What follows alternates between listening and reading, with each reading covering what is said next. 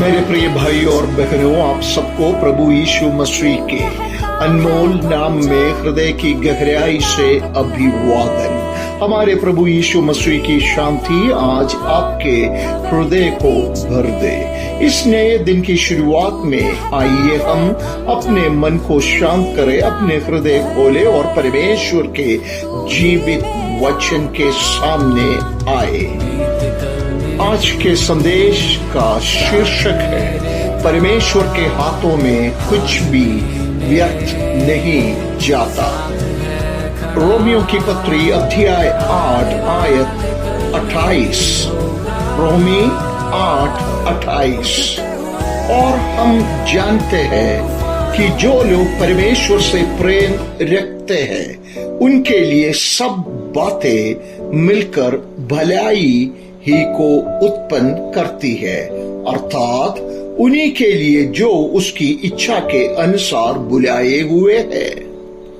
प्रिय मित्रों, आज मैं आपके हृदयों से उस वचन के बारे में बात करना चाहता हूं जो जीवन के सबसे कठिन मौसमों में भी हमें संभालता है। रोमियो की पत्री अध्याय 8:28। यहाँ प्रेरित पौलुस यह नहीं कहता कि कुछ बातें या अच्छी बातें या आसान बातें मिलकर भलाई करती है। पौलुस कहता है सब बातें मिलकर भलाई को उत्पन्न करती है। यहाँ शब्द सब बातें यूनानी भाषा का शब्द है पैंथा, और पैंथा शब्द का अर्थ है हर बात, हर आंसू, हर देरी, हर निराशा, हर टूटन और हर मौसम, यानी कि हर अवस्था। चाहे कुछ भी हो, परमेश्वर के हाथों में कुछ भी व्यर्थ नहीं जाता। मेरे प्रिय मित्रों, रोमियो अध्याय 8 उस समय लिखा गया था जब विश्वासी संघर्ष और सताव और अनिश्चितताओं से गुजर रहे थे।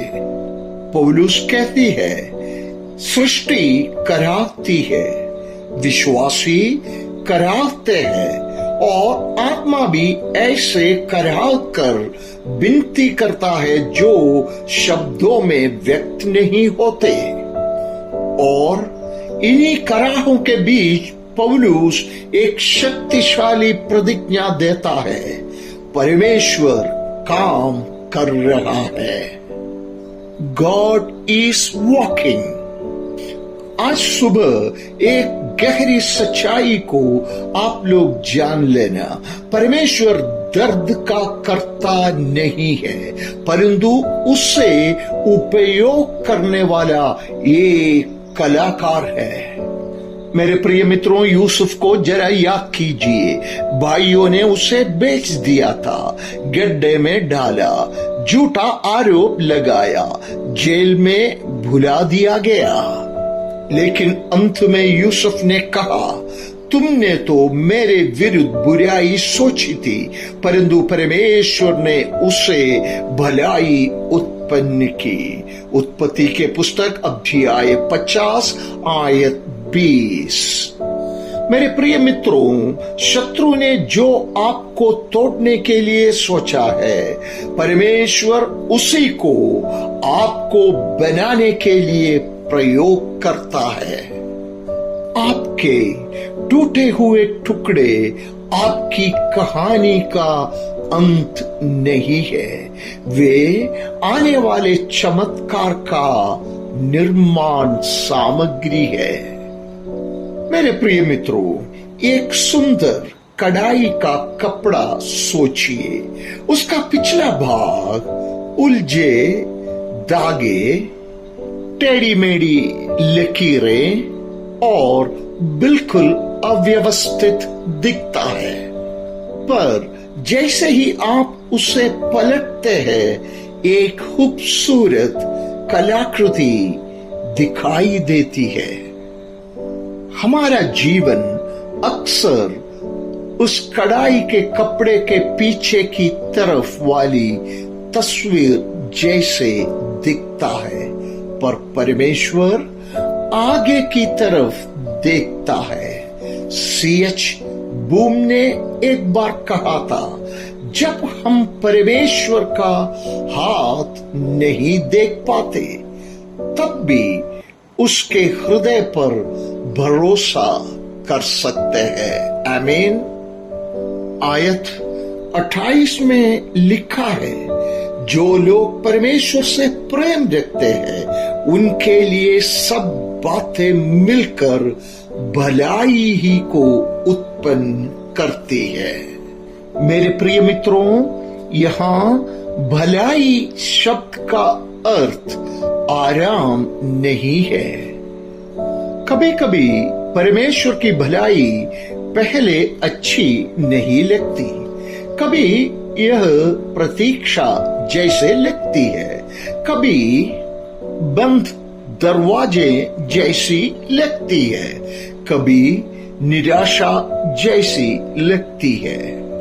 पर उसकी भलाई यह है कि हम मसीह के स्वरूप में बदले, हमारा विश्वास गहरा हो और हम उसके दिव्य उद्देश्य से मेल खाए। हमारा प्रभु परमेश्वर कड़वी परिस्थितियों से मीठी गवाही पैदा करता है। प्रेरित पौलुस कहता है, हम जानते हैं, नहीं कि हम अनुमान लगाते हैं, नहीं कि हमें उम्मीद है, बल्कि यह निश्चय है।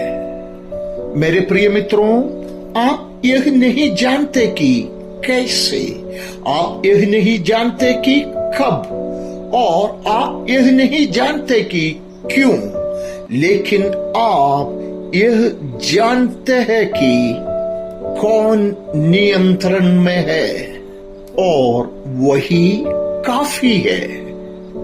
मेरे प्रिय मित्र, आज आप किसी भी परिस्थिति में हो, किसी भी घाटी से गुजर रहे हो, किसी भी टूटे हुए सपने को थामे हो, आज अपने हृदय से विश्वास के साथ कहिए, प्रभु परमेश्वर सब बातों से मेरी भलाई ही कर रहा है।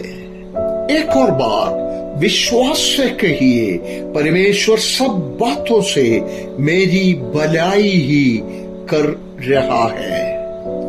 आपकी कहानी अभी समाप्त नहीं हुई है, आपकी गवाही अभी लिखी जा रही है।